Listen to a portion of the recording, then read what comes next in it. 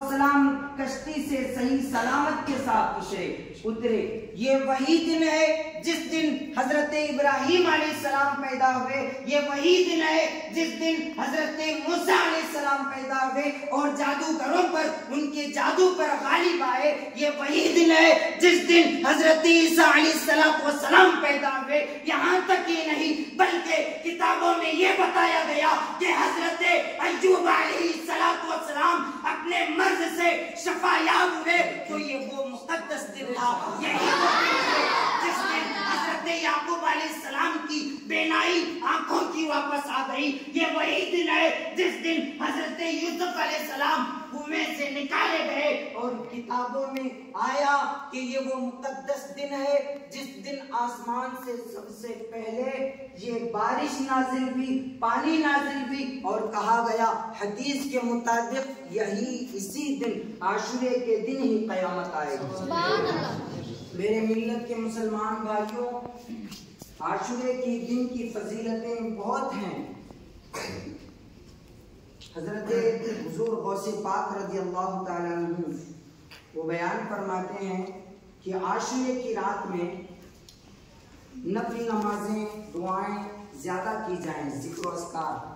حضرت عبداللہ ابن عباس رضی اللہ تعالیٰ عنہ سے روایت ہے کہ آقا کریم صلی اللہ تعالیٰ علیہ وسلم نے ارشاد فرمایا, اگر کوئی شخص بندے مومن عاشورے کے دن کسی غریب کے سر پر محبت بھرا ہاتھ پھیرتا ہے تو میرے آقا نے فرمایا اس غریب شخص کے, غریب بچے کے سر میں جتنے بال ہوتے ہیں ہر ایک بال کے بدلے میں اللہ رب العزت اس کے لیے جنت میں ہر ایک درجہ بلند فرماتا ہے. اور اتنا ہی نہیں, عاشورے کے دن جو انسان صدق دل سے غسل کرتا ہے تو کہا گیا کہ اس کی جسم کی تمام بیماریاں ختم ہو جاتی ہیں. اور جو سرما لگاتا ہے تو آنکھوں کی تمام بیماریاں ختم ہو جاتی ہیں. یہاں تک کہ یہ بتایا گیا کہ حضرت موسیٰ علیہ السلام سے اللہ رب العزت نے حکم فرمایا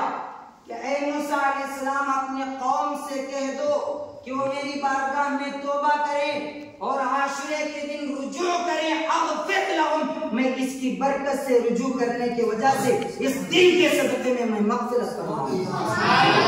اتنا ہی نہیں, حضور غوث اعظم رضی اللہ تعالیٰ عنہ لکھتے ہیں, وہ کیا لکھتے ہیں کہ عاشورے کی رات میں جو شخص 4 رکعت نفل نماز اس طرح ادا کرے کہ سورہ فاتحہ کے بعد ہر رکعت میں 50 مرتبہ سورہ اخلاص پڑھتا ہے, تو انہوں نے فرمایا کہ اللہ رب العزت اس نماز کو اس طرح پسند فرماتا ہے کہ اس بندے مومن یعنی نفل نمازی کے اگلے اور پچھلے 50 سال کے گناہوں کو معاف فرماتا ہے اور اس کے لیے جنت میں 1000 محل کو تیار فرماتا ہے. اور دوسری روایتوں میں یہ کہا گیا کہ جو شخص اس رات میں اپنے قبر کی روشنی کے لیے 2 رکعت نفل نماز اس طرح پڑھے کہ سورہ فاتحہ کے بعد 3 مرتبہ سورہ اخلاص پڑھتا ہے, تو جب اس کا انتقال ہوتا ہے تو قیامت تک اللہ رب العزت اس کے قبر میں نور عطا فرماتا ہے, روشنی عطا فرماتا ہے. اور آقا کریم صلی اللہ علیہ وسلم کی ایک حدیث پاک ہے کہ آقا فرماتے ہیں کہ عاشورے کے دن جو شخص 4 رکعت نفل نماز اس طرح ادا کرے کہ سورہ فاتحہ کے بعد ہر رکعت میں 11 مرتبہ سورہ اخلاص پڑھتا ہے, تو میرے آقا کا یہ فرمان ہے کہ اللہ رب العزت اس کے 50 سال کے گناہوں کو معاف فرماتا ہے اور اسے جنت میں ایک نورانی تخت کو بناتا ہے. یہ میرے آقا کریم صلی اللہ تعالیٰ علیہ وسلم کا فرمان ہے. میری ملت کے مسلمان بھائیوں, اس طرح کے بہت سارے فضائل ہیں, بس میں انہی چند جملوں پر میں اپنی تقریر کو ختم کرنا چاہتا ہوں. اللہ رب العزت سے دعا ہے کہ اللہ رب العزت ہم تمام مسلمانوں کو, جتنے بھی سامعین ہیں اور جتنے بھی یہاں پہ مقررین ہیں, ہم سب کو سچ کہنے اور اس پر عمل کرنے کی توفیق عطا فرمائے. وما علینا الا البلاغ. السلام علیکم ورحمۃ اللہ وبرکاتہ. وعلیکم